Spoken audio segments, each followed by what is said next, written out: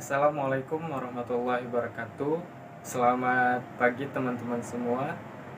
Di sini kami dari kelompok 1 ingin menjelaskan mengenai bab yang pertama pada pertemuan pertama kita pada pagi hari ini, yaitu tentang menentukan strategi produk.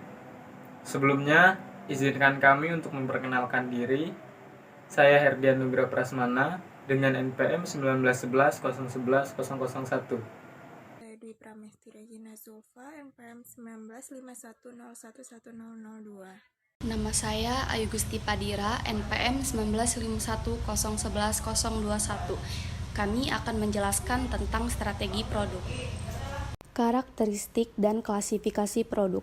Produk adalah segala sesuatu yang dapat ditawarkan kepada pasar untuk memuaskan suatu keinginan atau kebutuhan, termasuk barang fisik, jasa, pengalaman, acara, orang, tempat, properti, organisasi, informasi, dan ide. Produk memiliki 5 tingkat, yaitu ada manfaat inti, produk dasar, produk yang diharapkan, produk tambahan, dan produk potensial. Klasifikasi produk dibagi menjadi 3, yaitu barang yang tidak tahan lama, barang tahan lama, dan jasa. Barang yang tidak tahan lama adalah barang yang berwujud biasanya dikonsumsi dalam beberapa kali penggunaan, seperti sabun. Barang yang tahan lama biasanya berwujud seperti kulkas, alat mesin-mesin, dan pakaian. Dan jasa adalah produk yang tak berwujud, tak terpisahkan, bervariasi, dan dapat dimusnahkan. Klasifikasi barang konsumen. Barang yang dibeli konsumen diklasifikasikan menjadi 4, yaitu 1. Barang sehari-hari. Barang sehari-hari dibagi menjadi 2, barang pokok dan barang darurat. Yang kedua ada barang belanja. Barang belanja dibagi 2 barang, yaitu barang belanja homogen dan barang belanja heterogen. Yang ketiga ada barang khusus, barang yang dibeli oleh konsumen dengan usaha pembelian khusus. Yang keempat adalah barang yang tak dicari. Barang yang tak dicari biasanya tidak terpikirkan oleh konsumen. Selanjutnya di sini saya akan menjelaskan mengenai klasifikasi barang industri. Barang industri dapat diklasifikasikan berdasarkan biaya relatif dan bagaimana mereka memasuki proses produksi. Yang pertama di sini ada bahan dan suku cadang. Bahan dan suku cadang dibagi menjadi 2 kelompok, yaitu bahan mentah serta bahan dan suku cadang manufaktur. Dan berikutnya yang kedua yaitu barang modal. Barang modal juga dibagi menjadi 2 kelompok, yaitu instalasi dan peralatan. Dan yang terakhir ada layanan bisnis dan pasokan, di mana layanan bisnis dan pasokan ini juga dapat dibagi menjadi 2 kelompok, yaitu barang pemeliharaan dan perbaikan dan pasukan operasi. Selanjutnya di sini ada diferensiasi. Diferensiasi produk harus didiferensiasikan agar dapat dijadikan merek, karena produk fisik mempunyai potensi yang beragam. Selanjutnya, teman-teman semua bisa lihat di sini adalah diferensiasi produk. Yang pertama ada bentuk, yang kedua fitur, yang ketiga diferensiasi harus bisa menyesuaikan. Yang keempat ada kualitas kinerja, yang kelima ada kualitas kesesuaian, yang keenam ketahanan, ketujuh keandalan, 8 kemudahan perbaikan, yang kesembilan gaya, dan yang terakhir adalah desain. Selanjutnya di sini ada diferensiasi jasa, di mana diferensiasi jasa ini terbagi menjadi 6 kelompok. Yang pertama ada kemudahan pemesanan, yang kedua pengiriman, yang ketiga instalasi, yang keempat pelatihan pelanggan, yang kelima konsultasi pelanggan, dan yang terakhir ada pemeliharaan dan perbaikan. Pengembalian digolongkan menjadi 2, yaitu pengembalian yang dapat dikendalikan dan pengembalian yang tidak dapat dikendalikan. Selanjutnya adalah hubungan produk dan merek. Hubungan produk dan merek memiliki 5 faktor, di mana yang pertama ada hierarki produk. Hierarki produk di sini memiliki faktor-faktor lainnya, yaitu ada yang pertama keluarga kebutuhan, yang kedua keluarga produk, yang ketiga kelas pendek, yang keempat line produk, jenis produk, dan yang terakhir ada barang produk. Yang B ada sistem dan bauran produk. Sistem dan bauran produk itu dibagi menjadi dua kelompok, yaitu yang pertama sistem produk dan yang kedua bauran produk. Dan yang C ada analisis lini produk. Manajer lini produk harus mengetahui penjualan dan laba setiap item lini mereka. Dan yang D ada penjualan dan laba, di mana klasifikasi produk tersebut harus berdasarkan volume penjualan. Yang pertama ada produk inti, yang kedua produk dasar, ketiga produk khusus, dan yang terakhir ada barang sehari-hari. Dan yang terakhir yaitu yang E ada profil dasar.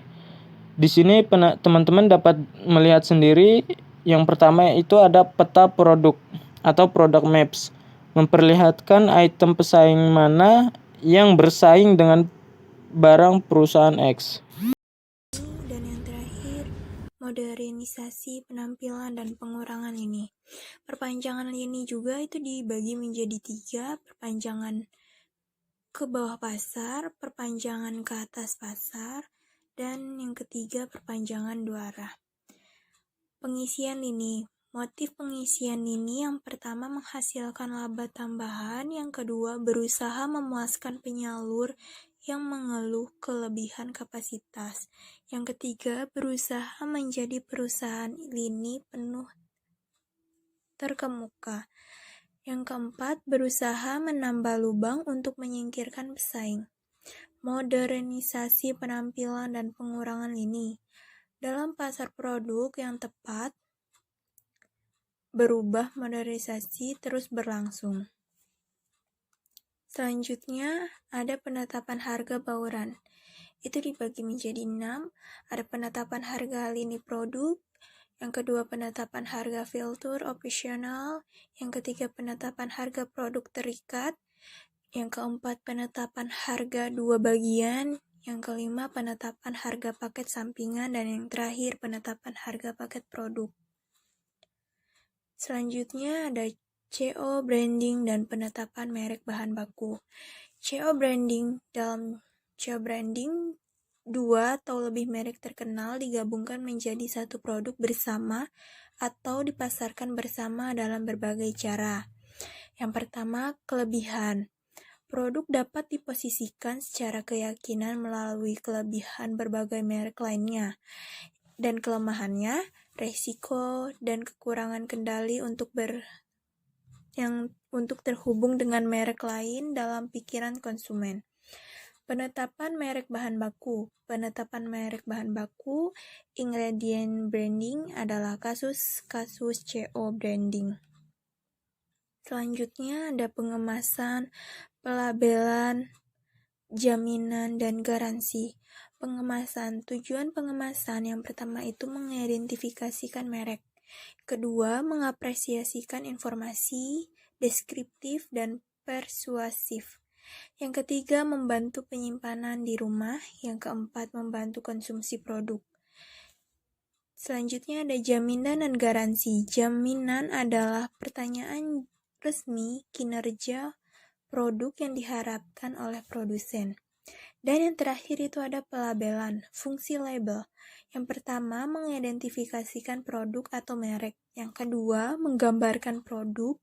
Dan yang ketiga, mengepromosikan produk. Contoh kasus penentuan strategi produk teh celup Sariwangi. Sejumlah kegiatan dilakukan untuk meningkatkan penggunaan teh Sariwangi dengan meningkatkan konsumsi melalui saat-saat bersama, resep kampanye teh dan kesehatan, dan kegiatan lainnya.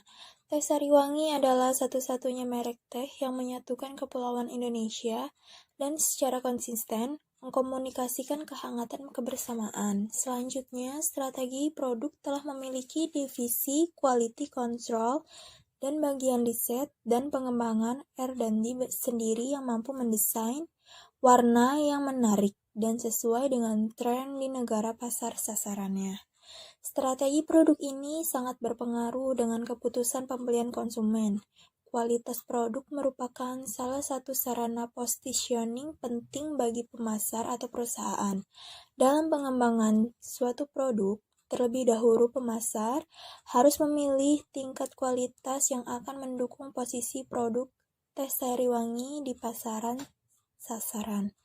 Dalam hal ini, kualitas produk berarti kemampuan suatu produk untuk melakukan fungsinya yang meliputi daya tahan, keandalan, presisi, kemudahan penggunaan, dan perbaikan, serta ciri-ciri lain yang menunjukkan nilainya. Meskipun beberapa ciri tersebut dapat diukur secara objektif, dari sudut pandang pemasar, kualitas harus diukur menurut persyaratan persepsi konsumen. Cara lain untuk menjadikan suatu produk tampak lebih menarik dapat dilakukan melalui desain. Desain merupakan konsep yang lebih penting daripada bentuk. Bentuk semata mengungkapkan sifat fisik produk yang dapat dilihat. Bentuk yang mengagumkan dapat menarik perhatian, tapi ini tidak menjadikan produk teh Sariwangi berfungsi lebih baik. Desain yang baik memberi nilai tambahan pada manfaat produk, menjadikan enak dipandang dan nyaman digunakan. Desainer yang baik di samping mempertimbangkan sifat fisik produk yang menarik juga menjadikan mudah digunakan, aman, tidak mahal untuk menggunakan dan perbaikan, dan sederhana serta ekonomis dalam biaya produksi dan distribusi. Baiklah, sekian presentasi dari kami. Kami ucapkan terima kasih. Wassalamualaikum warahmatullahi wabarakatuh.